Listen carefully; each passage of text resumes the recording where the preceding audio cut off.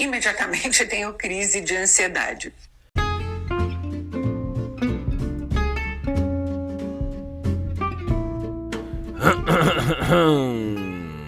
Voltamos com mais um episódio do podcast Petit Gâteau, segunda temporada, quarto episódio, e mais uma vez temos aqui hoje uma visita, um convidado. Alô, quem está aí? Quem fala? Olá, tudo bem? Quem é você? Aqui quem fala é Júlio Castro, a atriz, diretora, que mais? professor. Professor e meu namorado também, né, gente? Eu não sei se vocês vão lembrar, mas no último episódio da temporada passada ele veio aqui, a gente falou sobre o que mesmo? Não me lembro. Sobre morar junto, enfim. E dessa vez, por conta do tema do episódio de hoje, que vocês já viram aí qual é, por conta do título, da foto e o cacete, eu tinha que chamar ele, porque vocês não têm noção do que é essa pessoa quando o assunto é... Qual é o assunto? Ansiedade. Eu sou só um pouquinho ansioso, gente, não é muito. Mentira, eu sou bastante ansioso. Mas então, vamos lá, já vou começar então, já que você é o convidado aqui, e as pessoas já me conhecem, as pessoas, né, tipo, milhares de pessoas me conhecem, vamos começar falando de você, porque, enfim, eu já falo muito aqui. Então, por que você se considera uma pessoa ansiosa? Assim, tipo, dá um exemplo de alguma situação em que você pensa, caralho, eu sou ansioso pra cacete. Quase o meu dia inteiro. Eu sou uma pessoa que tenho taquicardia, que nem a nossa amiga... Esqueci, ela falou agora no início do podcast... Isabela Boscov. Que nem a Isabela Boscov, tem taquicardia e tenho mãos suadas, insônia, mais o quê? Confusão mental.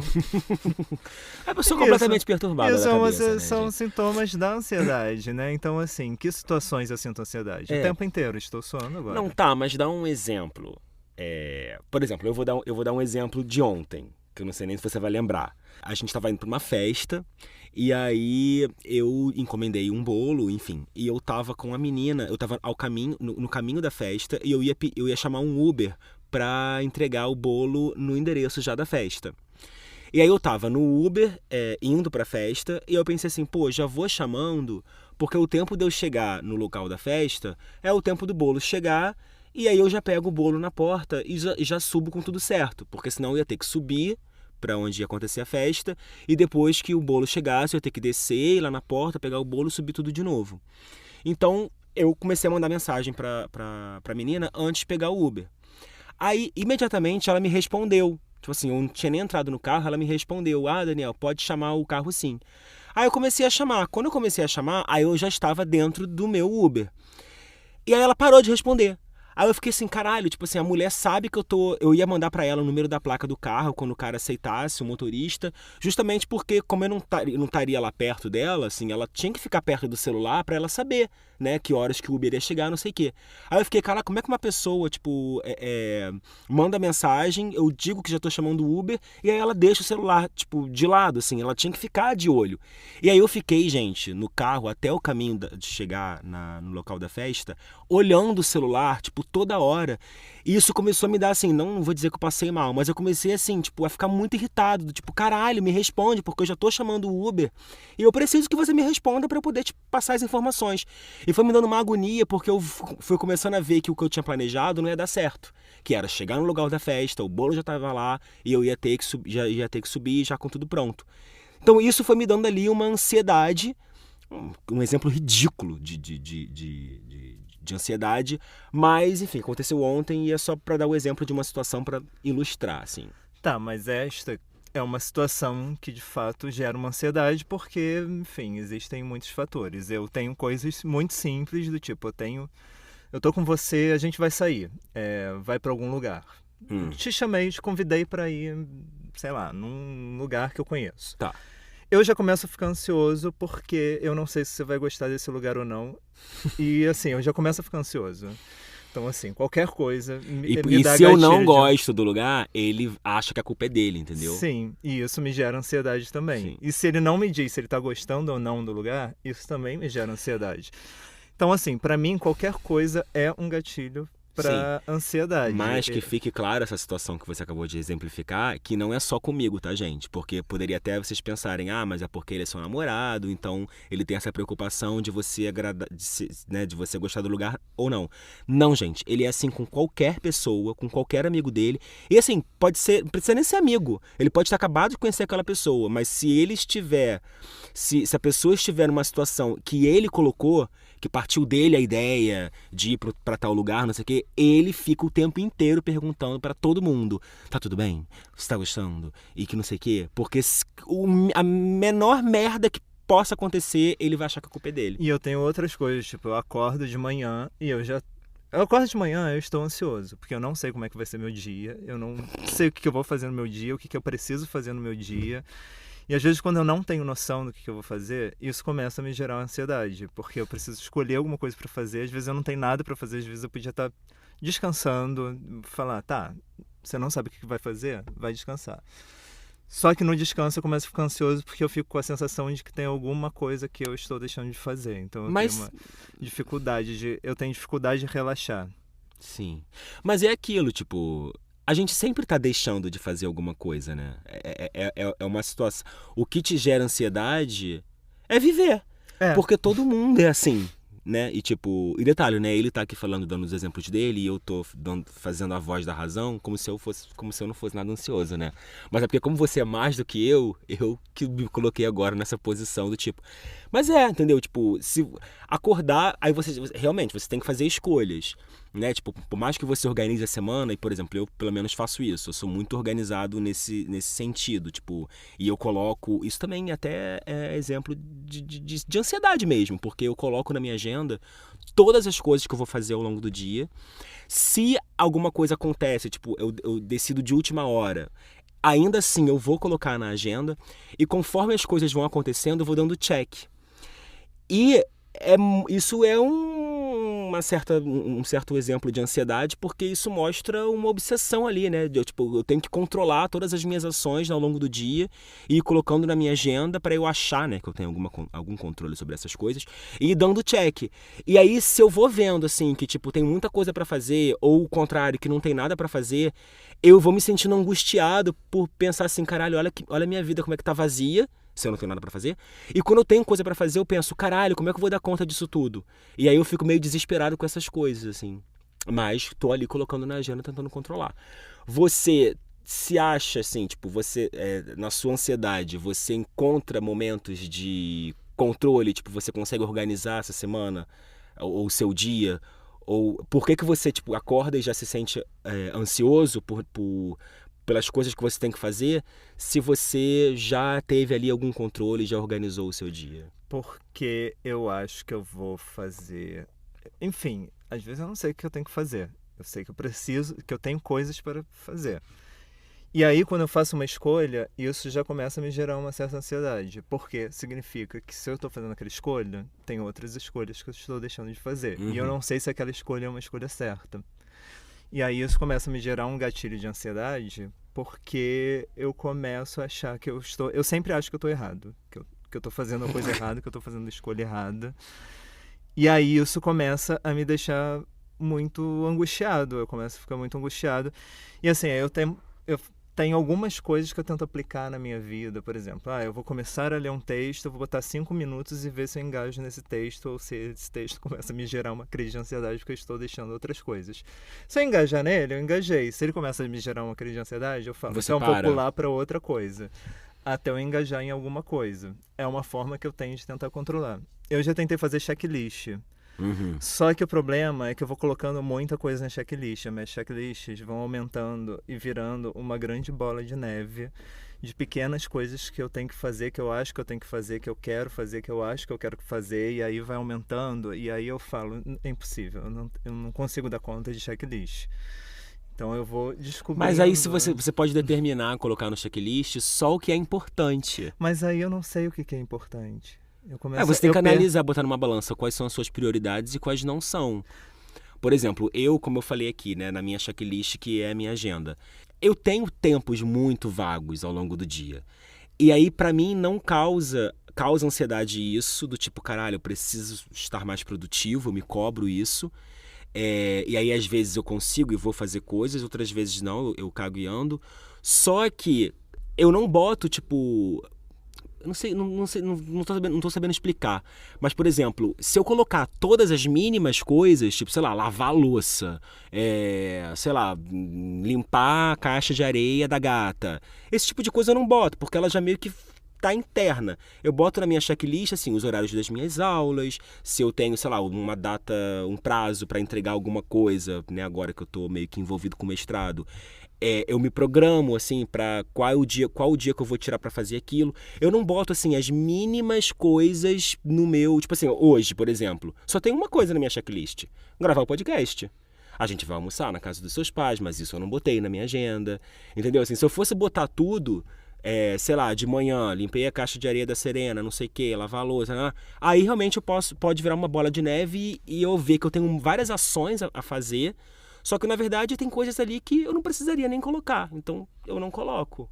Hoje na minha checklist estava gravar o podcast, ir no CrossFit, que eu botei Que você também, já foi também. que eu já fui, e ir na casa dos meus pais, que eu coloquei. Só que aí eu já penso que eu estou indo na casa dos meus pais e eu tenho 3 artigos para escrever até o final do mês, sendo que eu vou começar cursos no mês que vem. Então, eu preciso que as coisas avancem. Fluam. E às vezes as coisas demoram, porque assim, escrever um artigo não é uma coisa simples, não é um negócio que você põe numa checklist e você vai lá e resolve. Não, você tem que ler um monte de texto, fazer um monte de fichamento, desenvolver um monte de coisa, e você não sabe quanto tempo Mas essas aí coisas que tá. vão... E escrever então os artigos, isso é a sua prioridade. Só que me dá um prazer fazer. Pois é, e que bom também, porque não é um martírio. Então você vai fazer, é uma obrigação, porque você está no doutorado, mas também tem uma coisa ali que é um prazer, né? Quase um hobby, vamos botar assim né, com essa palavra. Mas aí que tá, então isso é a sua prioridade. Mais até do que, sei lá, almoçar na casa dos seus pais, que a gente vai almoçar, não sei o quê, e também hoje é domingo. Entendeu? Você pode, talvez, até o final do mês que você tem que entregar isso, sei lá, pensa em um dia da semana em que você vai ter, sei lá, a manhã toda livre ou a tarde toda livre e reserva aquele espaço de tempo para fazer essa tarefa. Não funciona assim contigo? Não. Mas vamos lá, né? A gente está falando sobre sintomas de ansiedade e a principal coisa que aparece é a produtividade, né? Pra Assim, você ver como é que a gente é ansioso também. Existe uma questão que, assim, eu tenho ansiedade desde sempre. Eu não sei se desde sempre, mas, assim, desde a adolescência eu tenho sintomas de ansiedade. E, de acordo com a minha mãe, eu sou uma pessoa que sempre fui uma criança muito medrosa, né? Eu sempre tive muito medo de coisas, de escuro, de bichos, de não sei o quê.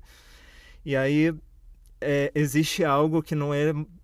Eu nunca sei se é muito sintomático ou se é alguma coisa mais crônica da minha personalidade ou não, né? Porque existem essas duas possibilidades, existem essas duas coisas, né? Você pode ter sintomas de ansiedade que um monte de gente tem e que tem a ver com o tipo de vida que a gente leva hoje em dia, de prazos irreais dentro de uma estrutura não tão convencional como era, por exemplo, antes da internet. Sim.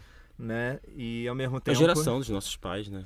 E ao mesmo tempo existe algo que é crônico, que são pessoas que, sei lá, cresceram tendo ansiedade. Eu não sei se eu estou nesse, mas a princípio eu sempre acredito que sim, né? Que qualquer coisa me gera um gatilho de ansiedade. E assim, eu fiquei pensando muito sobre o que é ansiedade, às vezes eu pesquiso sobre isso, né? Porque a gente fala ansiedade, mas eu fico pensando em coisas de como tentar explicar, como entender o que é ansiedade, como explicar o que é ansiedade. Então eu fico pensando, né? Uma imagem, uma cena, né? Uma cena imagine que você é um ser humano, um animal ali, pelado, com o corpo que você tem, no meio de uma mata, sozinho no meio da mata. E você ouve um barulho, né? Você ouve um som, você já vive naquela mata, então você identifica que provavelmente é uma onça que está por perto. O que acontece com... som já conhecido, então. Um som já conhecido. E você sabe que tem uma onça por perto. O que acontece com o seu corpo? Né? Você começa a ter palpitações cardíacas, palpitações rápidas, sua respiração encurta, sua musculatura fica tensa, sua cabeça não consegue pensar muito bem e você fica esperando para ver o que vai acontecer para você ter uma ação, que é enfrentar aquela onça ou fugir. E o seu corpo faz isso exatamente para você conseguir captar mais oxigênio, para sua musculatura poder fazer a melhor coisa que puder ser feita. Estou falando isso de uma maneira muito porca, mas assim, é mais ou menos isso, né? Ou para você ter força, ou para você ter elasticidade muscular para conseguir fugir, subir uma árvore, não sei o quê. E você não precisa pensar muito, né? Essa oxigenação, ela não vai para o seu cérebro. Você precisa ter uma reação muito imediata quando alguma coisa for acontecer. E aí, vamos lá, né? Você tem uma sudorese, você tem uma aceleração na palpitação, você tem uma musculatura tensa. Só que você tem um medo muito concreto ali. É uma onça que vai avançar em você a qualquer momento e você precisa fazer uma escolha. Na modernidade, no mundo contemporâneo, esses medos, claro, dependem de vários recortes sociais, de classe, espaço, né? Mas assim, em geral, os nossos medos eles são um pouco mais abstratos. Por exemplo, ficar sem dinheiro, né? Ficar sem emprego. Ele é um medo meio abstrato, não é um objeto que você pode enfrentar. Só que assim, o nosso corpo reage como se fosse uma onça, né? Você tem palpitação, você não sei o quê, você começa a ficar tenso. Só que você está recebendo esse excesso de cortisol, né? Que seria o hormônio do estresse, adrenalina. Mas você não tem o que fazer com isso, porque você não vai matar a falta de dinheiro, nem fugir da falta de trabalho. Você precisa resolver isso de outras formas, só que o seu corpo reage dessa forma. E aí começa a se tornar uma ansiedade sintomática. Então a ansiedade tem muito a ver com a questão de medo, de preocupação, né? Fiquei pensando muito em como trazer isso aqui, né? Mas quando você estava falando, eu estava pensando na palavra ansiedade em francês. Porque, por exemplo, a gente pode usar a ansiedade como uma coisa boa, né? Como positivo. Tipo, eu estou muito ansioso pela minha viagem, eu não vejo a hora de acontecer tal coisa, no sentido de bom. Em francês você não pode dizer je suis anxieux, na verdade. Porque o sentimento de anxiété, em francês, ele está ligado a medo. Se você quiser dizer que você não vê a hora de uma festa, de uma viagem, você vai usar uma outra palavra. Você vai usar o equivalente a estado, eu estou muito excitado para tal coisa, ou uma expressão, enfim. Mas o sentimento ansiedade, ele tá em francês, enfim. Em inglês também. Ele tá ligado a medo. Então é sempre algo negativo. Em geral eu acabo usando a palavra excitado, só que pra gente tem uma conotação sexual. Em francês também tem, mas enfim.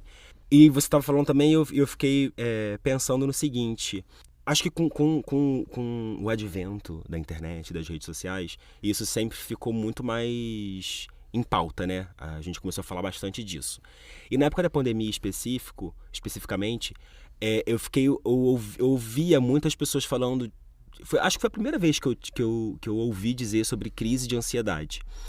E aí todo mundo se diz ter crises de ansiedade. E eu noto também isso até hoje, mesmo a gente já tendo passado da pandemia. Eu tive crise de ansiedade na pandemia. E aí eu fui atrás, fui ver o que era, enfim, eu já fazia análise também, enfim. E eu realmente estava tendo episódios de crise de ansiedade. E o que me marcou desses episódios foi o fato de eu ter o sentimento de que eu ia morrer. Era uma sensação nítida de morte súbita, assim. Eu estava bem, aparentemente, estava em casa, sei lá, às vezes bem, assim, né? Claro que bem eu não estava, porque eu estava trancafiado em casa, na época da pandemia, enfim, estava sozinho. Mas eu estava bem, tipo, não estava acontecendo nada concreto, nenhuma onça que estava me deixando, enfim, dessa forma. E aí vinha do nada um sentimento de, caralho, eu vou morrer agora, eu vou infartar. E era sempre um lance de infarto. E teve uma vez especificamente que eu liguei pra minha irmã, fiz uma chamada de vídeo e falei, Maíra, vou morrer. E ela a gente morava em Vila Isabel, enfim, a gente era praticamente vizinho. Ela não foi até minha casa, mas ela ficou assim, tipo, meio que comigo no telefone, assim, Daniel, se acalma, faz alguma coisa, vai na cozinha, faz não sei o que lá, respira, enfim. Ela foi ali me distraindo, conversando comigo e passou. E eu vejo pessoas dizendo que tem crise de ansiedade, só que não é nada disso. A pessoa está tendo um episódio de ansiedade, assim. Ela não está associada a crise de pânico, não está associada a nada, e a pessoa diz que está tendo crise de ansiedade. E aí hoje eu fico pensando nisso. Com relação à internet, que a gente vê isso, tipo... todo mundo é ansioso, né? Todo mundo Sim, é ansioso. Seria um só que nem sempre a pessoa tem crise de ansiedade. E aí, o que você estava expondo aí, você são episódios de ansiedade que faz parte de você, porque você é uma pessoa ansiosa, mas isso não quer dizer que você tenha crise de ansiedade todos os dias. Quando você acorda lá e você fica pensando no que fazer, não sei o quê, você não chama isso de crise de ansiedade, né? Eu vou te falar que assim, hoje em dia eu tenho menos crise de ansiedade porque eu faço análise, basicamente. Façam análise, inclusive, pessoas. Mas assim, eu já fui pode perguntar, ó, minha mãe vai ouvir esse podcast e ela vai falar, cara, eu já tive uns episódios muito absurdos de crise de ansiedade. A sua mãe vai falar que você teve, ou ela teve? Ela também. Ah, tá. Inclusive minha mãe também, né? Beijo. Beijo, mãe. Mas assim, eu já tive muita crise de ansiedade, eu já paniquei uma vez por conta de trabalho, por conta de relação com o outro, enfim. Já paralisei várias vezes de não conseguir dar conta, de não conseguir seguir, largar coisa no meio, processo, trabalho. Então, tem um processo de análise que não é só do autoconhecimento, não, mas é também de você aprender a regular os seus sentimentos. Quer dizer, as duas coisas, mas assim, você vai aprendendo a dar uma regulada nos seus sentimentos e tentando desabstrair. Será uma palavra? Não sei. Pode ser. Pode ser. As coisas e concretizar um pouco mais. E você conseguir dar nome para as coisas e agir sobre elas. E aí, hoje em dia, eu tenho umas coisas meio obsessivas, eu faço um diário que ele é periódico, né? Eu tenho um diário de todos os dias, um diário semanário, mensal, trimestral.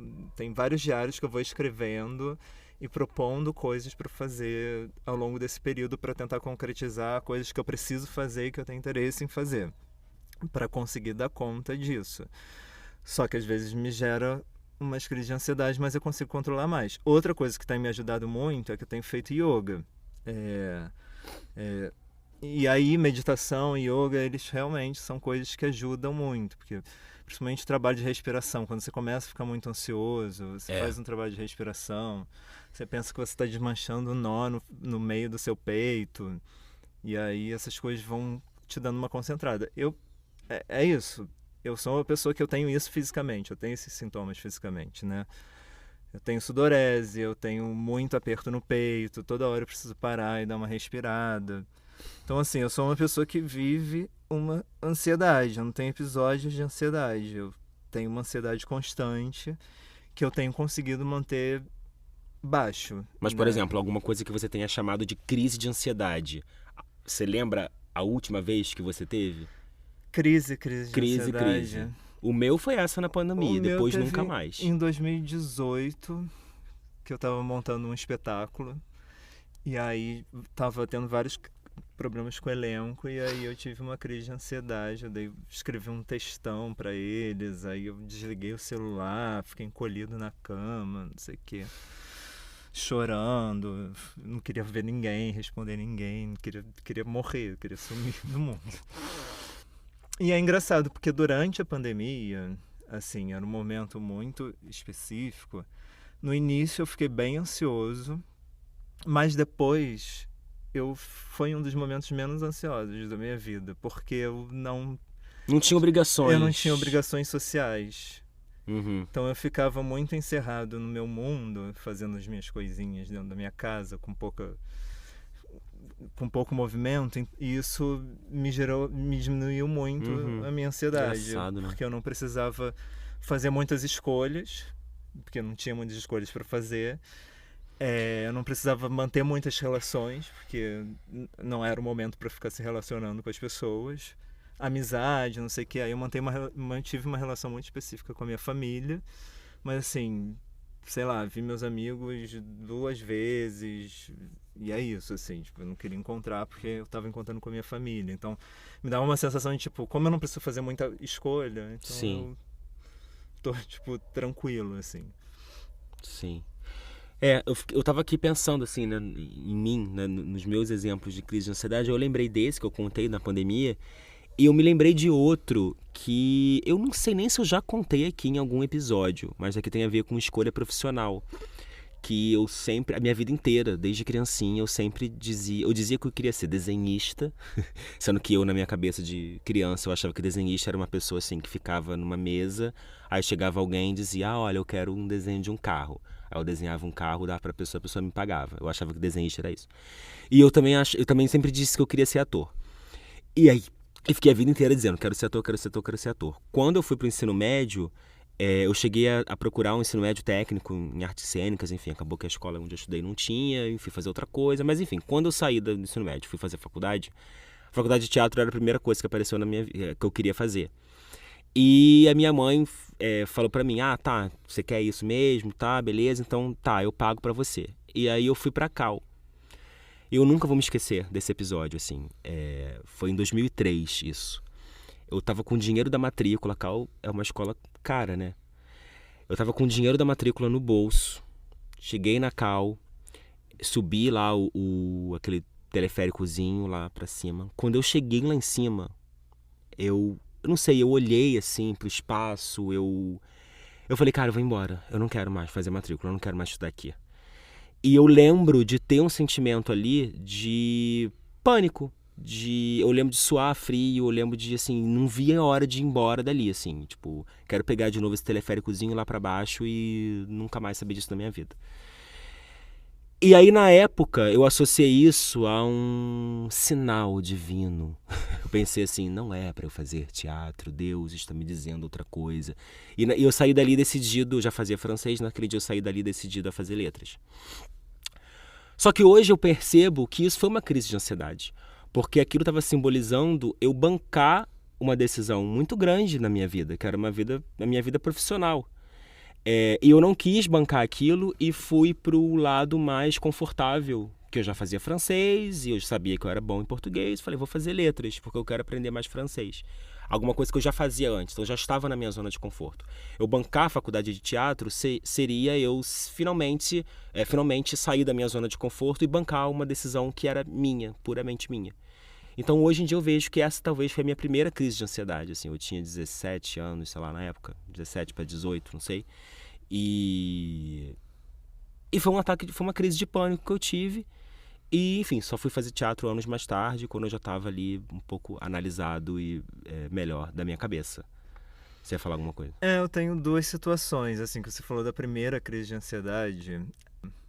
Eu não sei desde quanto tempo eu tenho medo da morte, mas assim, a morte é uma coisa que sempre me rendeu muitos medos. A ideia de morte, até hoje, às vezes eu tô acordado de madrugada e de repente tá silêncio e aí eu penso, caralho, eu vou morrer, todo mundo vai morrer, eu posso morrer agora. Durante a pandemia isso bateu algumas vezes. Não chega a ser um pânico, mas é uma coisa bastante angustiante. Mas a primeira vez que eu tive uma crise de ansiedade, aí minha mãe vai lembrar também bem, foi um pouco antes dos anos 2000, talvez 98. E aí eu tinha uma colega cujos pais eram de alguma religião cristã dessas, que eu não me lembro qual é. Não me lembro se era Testemunho de Jeová ou alguma pentecostal, neopentecostal, enfim. Mas eles falaram que o mundo ia acabar no ano 2000. E aí eu surtei. Eu só chorava. Eu ficava com medo. Eu não conseguia assistir Fantástico, porque Fantástico só sabia falar de alienígena, Jesus e fim do mundo. E eu não conseguia pensar nisso. Eu não conseguia assistir aquela novela Fim do Mundo, que eu acho que estava passando nessa época também. Pra mim eu acho que foi a primeira vez que me deu essa sensação de ansiedade muito forte, assim, de eu ficar com muito medo, muito panicado, muito angustiado, de não conseguir dormir. E aí tinha essas coisas, né? Meu pai, por exemplo, gosta muito de astronomia. Então, o Sol um dia vai crescer e vai engolir a Terra. E aí eu sabia que isso era daqui a 1 bilhão de anos. Só que me angustiava. Só que você também não tinha noção do quanto era 1 bilhão de anos. Me angustiava, né? porque eu falava, mas aí pode ser que eu morra e que nós sejamos espíritos e que a gente volte pra Terra. Só que aí quando o Sol encher, eu não vou ter mais pra onde voltar. Tipo, a ideia de não existir pra mim era muito angustiante em qualquer possibilidade. Ainda é, assim, às vezes eu penso, cara, um dia eu vou deixar de existir, porque eu sou uma pessoa que não acredito em vida após a morte. Então, é isso, eu vou deixar de existir. Isso pra mim é muito angustiante.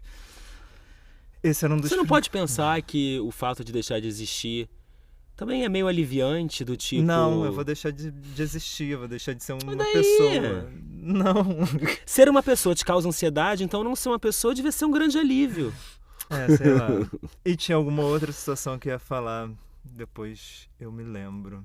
Tá, vamos falar de outras pessoas então. Porque eu botei lá no Instagram, né, do podcast, @petitgatopodcast, o seguinte. Vou até ler a caixinha que eu botei. Coloquei lá assim: pesquisinha pro meu podcast. Vocês se consideram pessoas ansiosas? Que tipo de situação mais faz vocês se sentirem assim? Como vocês driblam a ansiedade? Com comida, cigarro, bebida, terapia? Alguma história envolvendo ansiedade que vocês gostariam de compartilhar? Escreve aqui ou mande por DM. E aí, poucas pessoas compartilharam algumas coisinhas, mas vale a pena, né, ler. Vou começar pelas mais simples. Botaram assim: quando eu tava para lançar um exemplo, eu achei até engraçado, assim, meio bonitinho, mas é porque é justamente um exemplo de criança, assim, né? Quando eu estava para lançar Madagascar, o filme, eu só falava disso. Quase deixei meus pais loucos. Infernizei tanto eles que assim que saiu no cinema, meu pai me levou. E quando saiu na locadora, fui logo alugar. Achei bonitinho esse exemplo. E... Fala. Não, esse exemplo ele entra naquela coisa da excitação, né? Da pessoa. Do positivo, né? Do estou muito excitado. E não, eu achei engraçado também porque, pelo fato de ser uma lembrança de ansiedade infantil, tem a ver também até com o que você falou, né? Tipo, essa sua primeira crise de ansiedade, tudo do fim do mundo, não sei o quê. Pô, você tinha o quê? Em 99, 2010, 9 anos de idade. E isso me fez lembrar aquela atriz Carla Dias. Ela fez Chiquititas, né? Quando ela era muito criancinha. E ela contou, quando ela estava no Big Brother, ela contou, e eu achei, tipo, muito surreal, que o motivo dela ter saído da novela foi porque ela pediu pra mãe, porque ela morava na Argentina, né? Eles gravavam na Argentina, era um monte de criança. E ela saiu da novela em 1999 porque estavam falando tanto que o mundo ia acabar no ano 2000, que ela pediu pra mãe tirar ela da novela porque ela não queria que o mundo acabasse e ela estava na Argentina, longe da família. Não, e aí, olha que doideira, né? Tipo, uma criança já tendo um ataque, um mini ataque ali de pânico. Tipo, quer ir embora isso, porque... Porque é isso, a ansiedade ela não é só vinculada... A ansiedade tem muito a ver com pulsão de morte também, enfim... Mas aí a gente entraria numa teoria psicanalítica que eu não estou muito apropriado. Sim, não, e nem o meu podcast nem é sobre isso. Mas eu sou muito cabeçudo. Não, eu gosto, mas vamos falar de outras coisas. Outra pessoa que compartilhou uma coisa maior. Mas eu tive minha primeira crise de ansiedade com 16 anos. Eu tinha viajado com meus pais para passar o final de ano. Gente, minha dicção tá um cu hoje. Para passar o final de ano em Santa Catarina. Fiquei o dia inteiro na praia, dentro d'água. Quando voltei para o apartamento, senti pontadas fortes no peito. Como meu pai é cardíaco, pensei que eu estivesse tendo algo do tipo. Meus pais acharam que era bobagem, mas eu não conseguia sair da cama e sentia muitas dores. Depois de algumas horas passou. Só depois de adulto que percebi que aquela foi uma crise de ansiedade, porque tive outras depois. O coração dispara, começa a doer. Fico com dificuldade para respirar e me concentrar. A única coisa que consigo fazer é deitar e esperar a dor passar. Mas já tive crises mais leves, quando meu cérebro está ligado no 220. Fico pensando em 2 ou 3 coisas ao mesmo tempo, com uma música ao fundo para piorar, kkkkkk. Isso surgiu na faculdade, a minha mente fica a mil. Quando tenho essas crises, costumo parar tudo para ficar jogando no videogame ou telefone, jogos bem bobos e infantis porque prende minha mente e alivia bastante. E era a pergunta que eu ia te fazer. Estou tendo uma crise de ansiedade. Você tem noção disso, né? Que nem no meu caso, eu vou infartar. No fundo eu sabia que eu não ia infartar, que era uma crise de ansiedade, mas é o sentimento de que eu vou morrer a qualquer momento. O que você faz? Sabendo que está tendo uma crise de ansiedade, é o quê? Tipo, é tentar se distrair, é parar e respirar, o que eu faço em geral, quando, enfim, dependendo do tipo de crise, é tentar sentar e respirar. Eu, particularmente, respiro pensando que porque tem esse bolo que fica no peito, né? Então eu fico imaginando que esse bolo, ele é um bolo, uma bola de coisas, e que aí eu vou desfazendo com a minha respiração. Tipo um novelo de lã. Que aí eu vou tentando soltar isso com a minha respiração. E aí isso vai me gerando uma concentração. Mas é isso que ele falou, de tipo, estou tendo uma crise de ansiedade, vou tentar concentrar em alguma coisa. Em geral é o ideal, é tipo você criar um foco para você parar de pensar as coisas e meio que as coisas se organizarem lá no fundo da sua cabeça. Eu não sei se um videogame é a melhor forma, porque videogame é uma coisa muito ansiosa, né? Tipo, muito barulhento, muita informação, tal. Mas talvez seja, porque você cria um foco. Mas em geral eu sento e respiro. Eu sento e respiro, deito, fecho os olhos, falo, ai, não sei, não vou fazer nada. Ou sai pra correr, fazer algum esporte, enfim. Mas o bom é você ter alguma atividade que você consiga se concentrar e que não tenha a ver. Nessa questão que ele está trazendo, uma questão muito de produtividade, né? Uhum. Então é interessante você se concentrar em algo que não seja tão produtivo, né? Tipo, vou sentar e vou me concentrar numa leitura que eu tenho que fazer ou num trabalho. Não, porque senão você vai ficar pensando nos outros trabalhos. Então é bom concentrar em alguma coisa que não seja produtivo. Tipo, um videogame pode ser uma boa forma, Uhum. né? Sair para correr, não sei, respirar. É. Sentar e respirar é sempre a melhor forma. Porque você consegue organizar o seu próprio corpo a partir de si mesmo. Mas eu sei que às vezes é difícil olhar pra si, sentar. Você ficar respirando naquele saquinho. Eu não sei se isso funciona. Nunca tentei. Mas é a melhor forma, assim, você criar um foco de concentração em alguma coisa que não seja produtivo, pra ir relaxando. Uhum. Eu tava aqui pensando, tipo, é engraçado porque quando eu vou lendo as respostas das pessoas, você vai falando, aí eu vou lembrando de outras coisas, né? Eu falei aqui que não falei que só tive 2 crises de ansiedade, mas as 2 que eu me lembrei, que foi essa da escola de teatro e a da pandemia, mas eu tô aqui me lembrando de outras, porque que tem a ver com ideia de morte, né? Eu não sei se toda crise de ansiedade acarreta essa ideia de morte ou se as minhas são desencadeadas por isso, mas fiquei me lembrando de outros 2 episódios, que foi um em 2011, que eu estava prestes a fazer meu intercâmbio. Foi em fevereiro de 2011, eu acho. Janeiro, fevereiro de 2011. Porque eu viajei em março. Eu ia passar, tipo, no mínimo 6 meses fora. Ia ser a primeira vez que eu ia ficar tanto tempo longe da minha família, da minha casa, da minha mãe, enfim. E óbvio que eu estava ansioso, no sentido positivo e no sentido negativo. Positivo, porque, eu tava indo pra França, eu ia morar lá, enfim, ia treinar meu francês, ia ser maravilhoso, eu amo viajar, é a coisa que eu mais gosto de fazer na vida. Tava muito ansioso positivamente, esperando esse intercâmbio. Só que o que aconteceu? Acho que 2 semanas antes, 3 semanas antes da minha viagem, o meu avô morreu. E o meu avô foi a primeira morte próxima a mim. Foi a primeira pessoa, assim, próxima que morreu. E apesar de que era um avô que, tipo, era por parte de pai, a gente não era tão próximo, mas era o pai do meu pai, assim, eu via ele, sei lá, umas 10 vezes por ano, em datas comemorativas, mas era meu avô, então era próximo nesse sentido. Foi uma morte importante ali na minha vida. Eu entrei em paranoia, porque eu comecei a achar que eu ia viajar e que a minha família aqui ia morrer, outra pessoa ia morrer. Minha mãe ia morrer, minha avó ia morrer, meu pai ia morrer, minha irmã, sei lá. E eu fiquei tão panicado que eu não viajei. No dia da minha viagem, eu falei, não vou. E aí, tipo, cancelei não, né? Liguei pra companhia aérea, a menina falou, olha, você vai ter que pagar uma multa, a sua passagem ela fica válida por não sei quanto tempo, mas quando você se decidir pela data, você vai ter que pagar uma multa. Eu falei, tá bom, beleza, não sei o quê. Só que eu percebi que eu tava errado, sabe? Eu percebi, assim, que, tipo, que isso era coisa da minha cabeça, assim, eu não podia deixar de fazer uma viagem, um intercâmbio, uma coisa que ia ser maravilhosa pra minha vida, e eu queria fazer, entendeu? Por conta de um medo. E aí no dia seguinte eu já fazia, nessa época eu fazia terapia, e eu já tinha falado pra minha terapeuta que eu ia passar, né, meses fora, não sei o que, a gente já tinha cancelado as sessões, mas aí no dia seguinte eu liguei pra ela, o nome dela era Gina. Falei, Gina, não viajei, preciso ir aí. Aí ela, nossa, vem hoje, não sei o quê. E aí eu fui, fiz uma sessão com ela, saí de lá, cheguei em casa e falei, vou viajar. Liguei pra companhia aérea, marquei a passagem e, sei lá, uma semana depois viajei. E foi a melhor coisa da minha vida, porque, enfim, eu amei viajar. E a outra foi num feriadão de Dia de Finados. Eu aluguei uma casa com uns amigos meus, e aí a gente tava lá, e aí eu tava na piscina, olhando assim pro céu, boiando na piscina, olhando pro céu, e me veio um negócio assim, eu vou morrer na viagem de volta pro Rio de Janeiro. Eu tava em Itaipu, Niterói. Eu pensei, eu vou morrer. nessa viagem de volta. E aí, a mente é muito louca.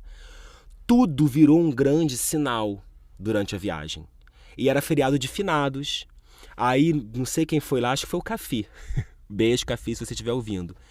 Inventou de vamos contar histórias de terror de noite. Aí eu naquela assim, tipo, vamos, todo mundo, vamos, não sei o quê. E todas as histórias tinham a ver com morte, com não sei o quê, espírito. E eu, caralho, isso é um sinal de que eu vou morrer. Aí vai piorar. Aí no dia, finalmente, da gente ir embora, pegar o carro. Eu ando sempre no banco do banco de trás, né? Óbvio. E até no banco de trás eu boto cinto de segurança. Sempre, sempre. Entrei no carro da minha amiga, no banco assim de trás, comecei a puxar assim o cinto pra colocar. Ela, Daniel, nem tenta, porque tá travado. Aí eu, pronto, vou morrer no acidente de carro e o fato de eu estar sem cinto. E aí já virou um negócio assim, o carro vai cair da ponte Rio-Niterói. Filme Premonição. Ia cair da ponte Rio-Niterói. E aí a gente tava esperando a menina, antes de entrar no carro, aliás, a gente tava todo mundo lá de fora, assim, na garagem da casa, esperando a menina da casa vir pra gente entregar a chave pra ela. Cara, um cheiro de flor naquele jardim. E isso é um sinal, assim, né? Tipo, associam a pessoa a sentir cheiro de flor com morte próxima. Falei, caralho, eu vou morrer. Tipo assim, tá certo. Só que, pra não dar bandeira, que tava tendo crise de ansiedade, pra não passar vergonha na frente dos meus amigos, já entrei no carro, tentei botar o cinto, não consegui, mas encarei a viagem, sabe? E aí fomos conversando e não morri, tô aqui até hoje. Só que é muito doido, porque se eu começo a alimentar aquilo, eu vou travar. Então, assim, eu não posso... eu tenho que me policiar nesse sentido, tipo, me acalmar, porque se eu tivesse sozinho, talvez, eu acho que eu teria deixado o meu medo tomar conta de mim, como eu deixei no intercâmbio, que eu não fiz a viagem, como eu deixei na Cal, que eu não me matriculei. Mas nessa viagem específica, quando eu tava com amigos, eu acho que isso me segurou um pouco a minha onda. Porque estando sozinho, eu vou morrer, eu vou achar que eu vou morrer.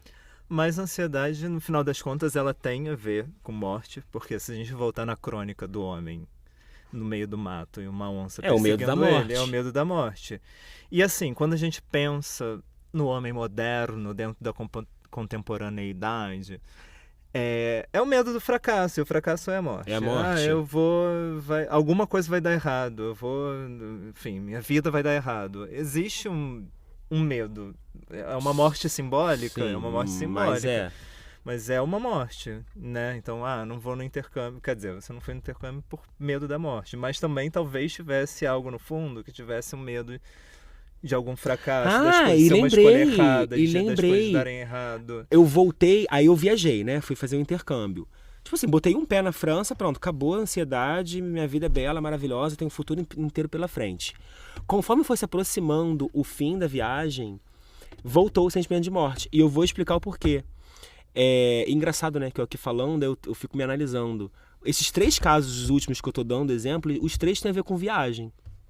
A viagem de finados, né, pra casa, e a viagem de ida e volta do intercâmbio. A da ida tinha a ver com meu avô, a morte do meu avô. A da volta, olha que bizarro. Tipo, eu tava fazendo intercâmbio na França e o meu ex, na época, tava fazendo intercâmbio na Espanha. E a gente ia voltar juntos. Eu encasquetei que eu tinha que voltar com ele no mesmo avião. Aí ele me vira e ainda fala assim, Daniel, mas olha, eu quero viajar... Completamente maluco também. Eu quero voltar pro Brasil no dia 2 de novembro, no dia de finados. Porque... Gente... Porque eu quero essa data, porque isso simboliza o fim do meu intercâmbio, não sei o quê. Aí eu, tá bom, vamos voltar. Mas isso na minha cabeça ficou, caralho, eu vou morrer. Porque eu vou fazer uma viagem de avião simbolizando o fim do intercâmbio no dia de finados. Eu vou morrer. Não morri, gente. Só que, entendeu? É muito doido, cara. Porque tem... Quando você para pra pensar assim no simbólico, tem tudo a ver. Todas as viagens são fins de alguma coisa, né? Tipo assim, você se prepara, você faz as suas malas e você vai embora do lugar de onde você pertence, de onde você é. E aí, a viagem, não à toa é o nome da novela, mas tem a ver, né, com morte simbolicamente. É muito bizarro. E é justamente isso que desencadeia crise de ansiedade em mim. Não todas as viagens que eu faço, Mas algumas, eu aqui pensando, sim. Até por conta dessa expectativa, como é uma coisa que eu adoro fazer, viajar é a coisa que eu mais gosto de fazer na vida, eu sempre estou muito ansioso para viagem, positivamente. Só que, dependendo do contexto, como esse que eu falei, tipo, eu não posso viajar dia de finados, então. Porque isso vai me desencadear a crise de ansiedade. E esse podcast deveria se chamar Petit Análise. Verdade. Eu me lembrei da última vez que eu tive ela foi uma ansiedade controlada, que foi o da escola. Eu passei num processo seletivo sim. Isso é numa legal escola em Manguinhos, uma escola pública em Manguinhos. Para ser professor de Para arte. ser professor de artes. E era 40 horas, né? Era professor 40 horas, ia pegar muitas horas e muitas turmas, e todas as turmas eram de 40 crianças. E é isso. E essa é a sua primeira experiência também como Professor de escola. E aí, o que aconteceu? Aconteceram muitas coisas. Mentira. Eu comecei a participar da escola antes, que a gente estava aplicando umas provas de português e matemática, e os alunos super educados, fazendo as provas de português e matemática. E é isso, falei, acho que vai ser uma experiência tranquila, só que eu estava angustiado e ansioso. Quando eu entrei de fato no meu primeiro dia de aula para dar aula de artes, eu não sei como é que eu fiquei a manhã inteira lá. Eu tinha 5 turmas de 50 minutos, eu acho. Acho que era 50 minutos. Então eu ficava variando de turma. Só que assim, foi um inferno. Tipo, era um inferno. As crianças gritando, se batendo. Entrou o professor para reclamar das crianças na minha sala de aula. Eu passava uma atividade e ninguém fazia. Eu não conseguia dialogar com ninguém. Teve uma hora que nas 2 últimas turmas eu mandei um grande foda-se.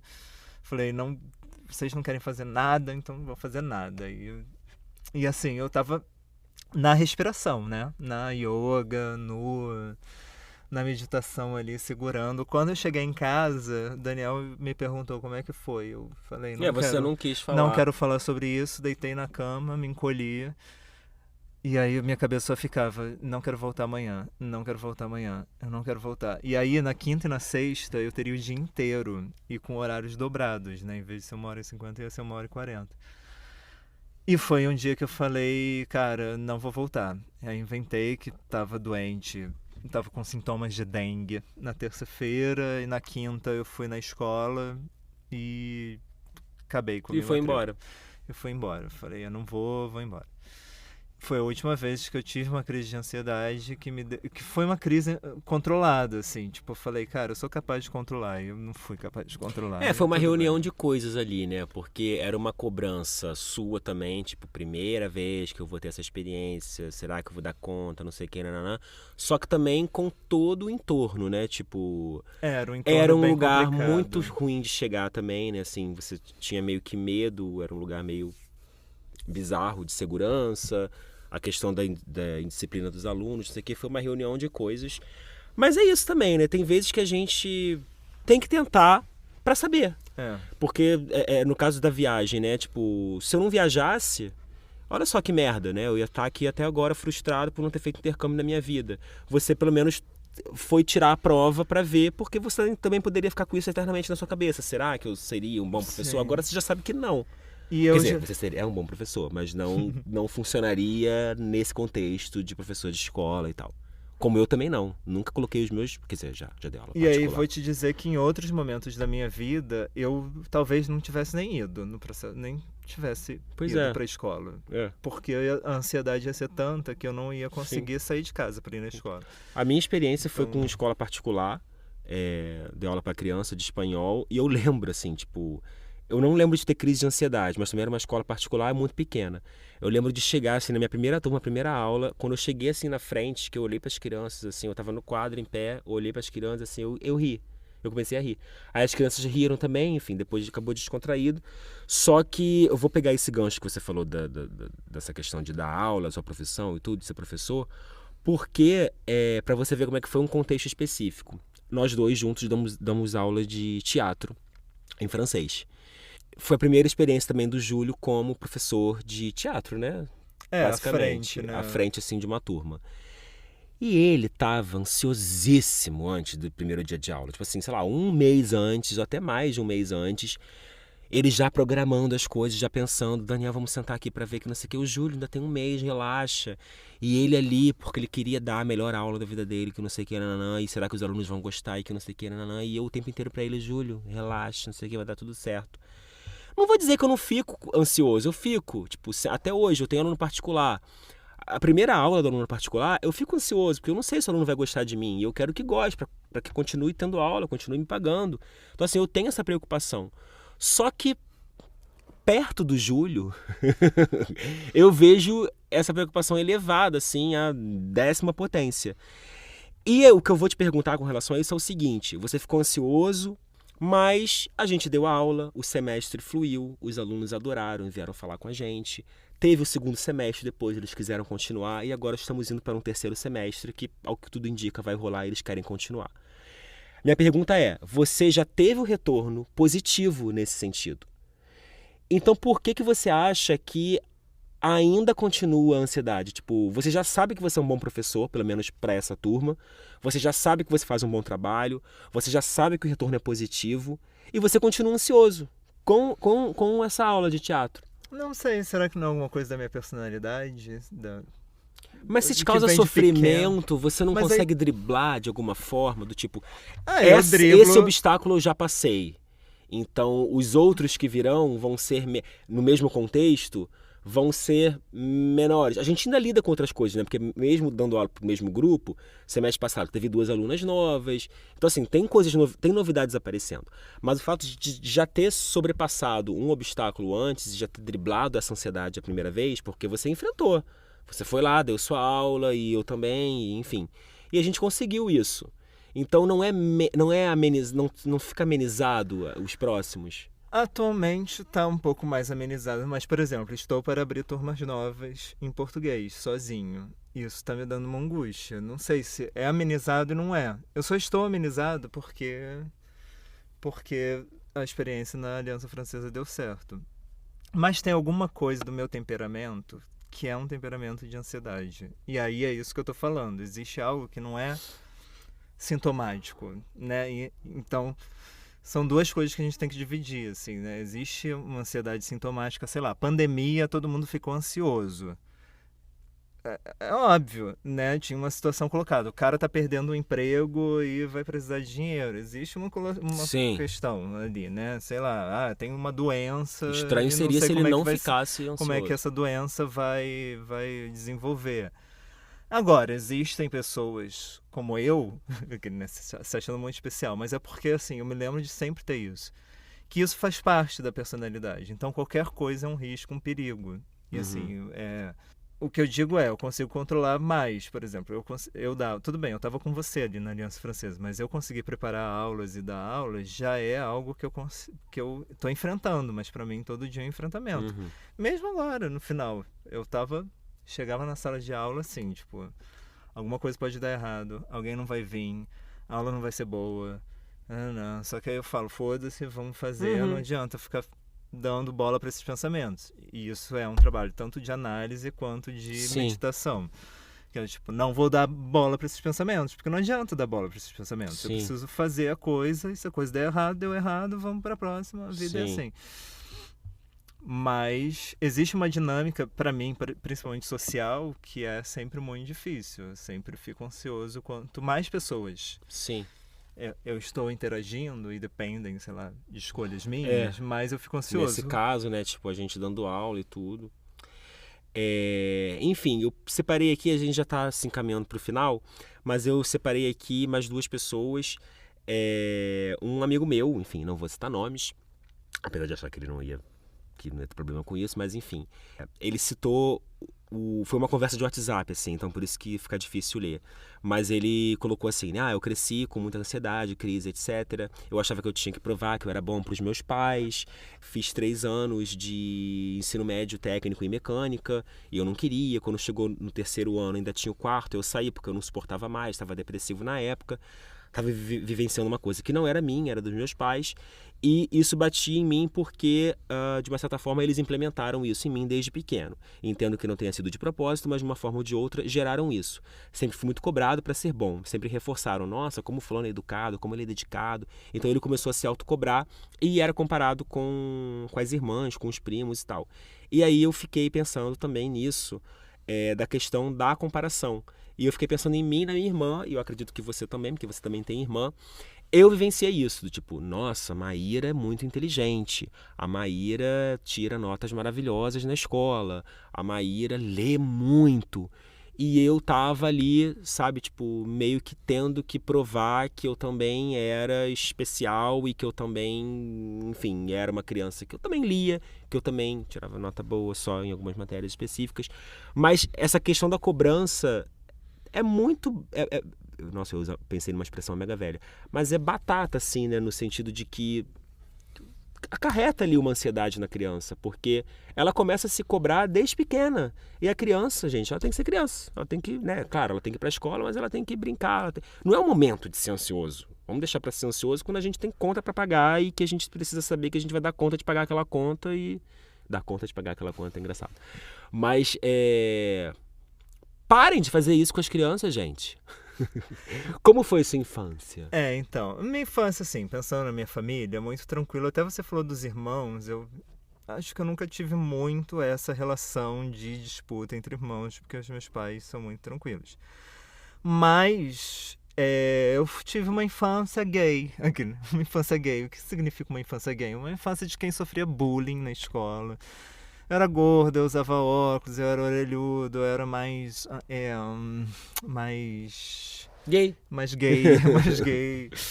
Então isso eram coisas que me traziam muito bullying, né?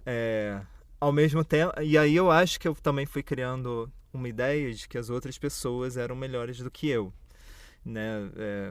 Se eu sofria alguma coisa, isso significava que o outro era melhor do que eu. E aí isso é uma questão de análise também, porque eu sempre fico achando que o outro é melhor do que eu e que eu nunca sou o suficiente, aí eu entro numa cobrança e às vezes eu largo a atividade, às vezes deixo de fazer coisa. Porque eu começo a achar que eu nunca vou ser bom o suficiente, que nunca vão querer o meu trabalho. Então, assim, estamos ali trabalhando nisso.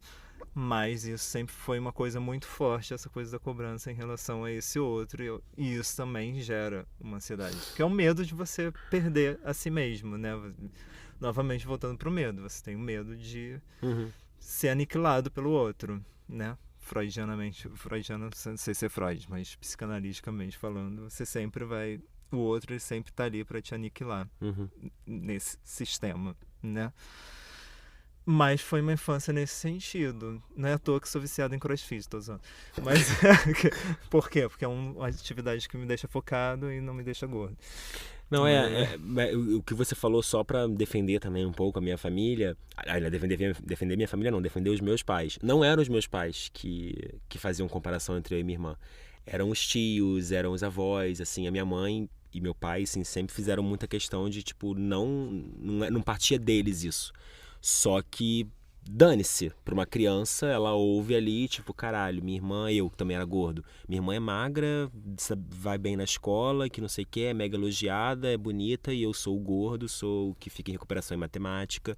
É óbvio que isso gerava em mim uma ansiedade desde pequeno. Quero terminar... Parem de ser gordofóbicos. Também. Gente, deixa as crianças em paz. E deixa as pessoas em paz. Eu quero terminar aqui com a dona Raquel. Oi, Raquel, você que não veio hoje aqui pro nosso podcast. Você compartilhou com a gente um negócio de ansiedade e eu quero aproveitar e terminar com o seu caso, porque foi até uma conversa. Ela me mandou o caso dela, o exemplo dela de ansiedade. Eu falei pra ela, Raquel, mas aquele, né, que vai julgar.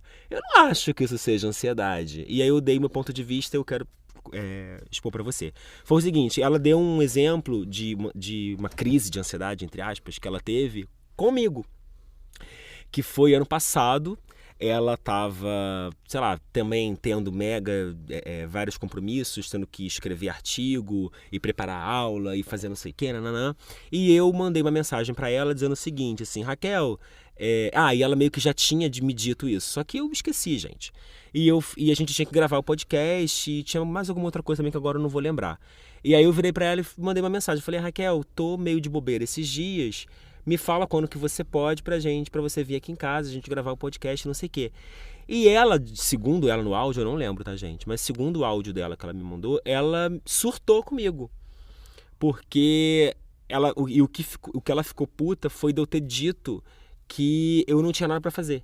E aí ela pensou assim, que ela tava cheia de coisa pra fazer, tava sem ver os pais dela, tava fazendo não sei o que, um monte de coisa, e eu cobrando a ela de gravar podcast porque eu não tinha nada pra fazer.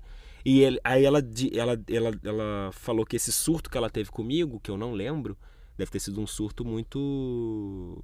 Eu não interpretei como um surto, assim, se ela me foi grossa comigo no áudio, eu não lembro mesmo. Ela falou que isso foi um exemplo de ansiedade, assim, nela. E eu, na minha cabeça, falei, cara, isso pra mim não é ansiedade. Pra mim, ansiedade é você, sei lá, antecipar coisas do futuro, coisas que podem acontecer ou que não podem acontecer, mas é uma antecipação de um futuro possível ou real, né? E nesse caso, eu não percebi isso como... Mais ou menos, porque se ela tem muita coisa para dar conta e entra mais uma coisa que ela está sendo cobrada, ela começa a achar que ela está fracassando em alguma coisa, que Sim. alguma coisa ela não está fazendo de certo, Sim. Entendeu?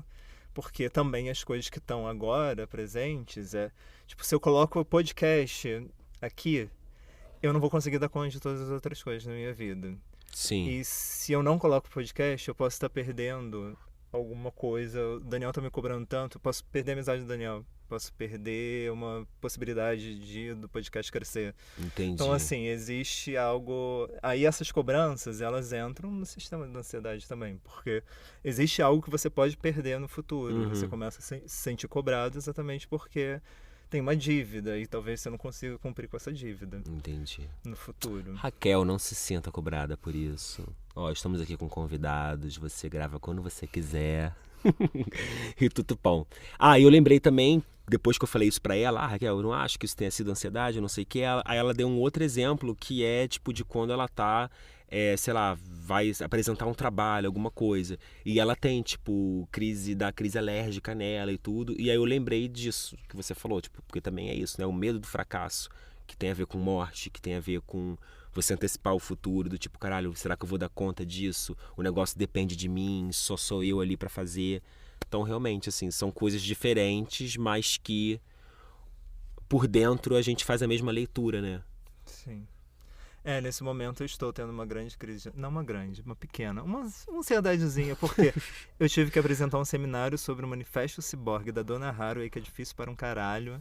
Só que eu só tinha 1h30, diminuíram o meu tempo, só tinha 1 hora na semana passada. Não consegui terminar e a professora pediu para eu apresentar um resumo na próxima quarta-feira. Eu tô muito angustiado, porque eu não dei conta do que me foi oferecido e agora estão pedindo para fazer menos. E eu não sei se foi bom. E eu não tenho certeza. Foi bom, Júlio. Para de se cobrar. Então é isso, gente. Falamos pra cacete, mais de 1 hora aqui, falando de ansiedade. Esse tema, né, surgiu já desde do ano passado, eu já tinha colocado pra gente falar de ansiedade. E calhou de agora estrear, né, o Divertidamente 2, que tem a nova emoção, que é a ansiedade. Tanto que eu coloquei a carinha dela aí pra ilustrar a capa do episódio de hoje. E eu tô muito ansioso pra ver esse filme, estou ansioso pra ver esse filme, porque eu quero ver como é que estou excitado para ver esse filme, pra ver como é que colocaram lá a ansiedade dentro da cabeça da... Como é que é o nome dela? Riley. Mais alguma coisa pra dizer? Não. Então... Estou ansioso porque eu tenho que ir pra casa dos meus pais. Falei que era 12:30 e meio que tá lá, já são 12:38. Eu também tô ansioso pra comer peixe. Então é isso, gente. Beijos, nos vemos na próxima semana e tudo bueno. Tchau. Beijos.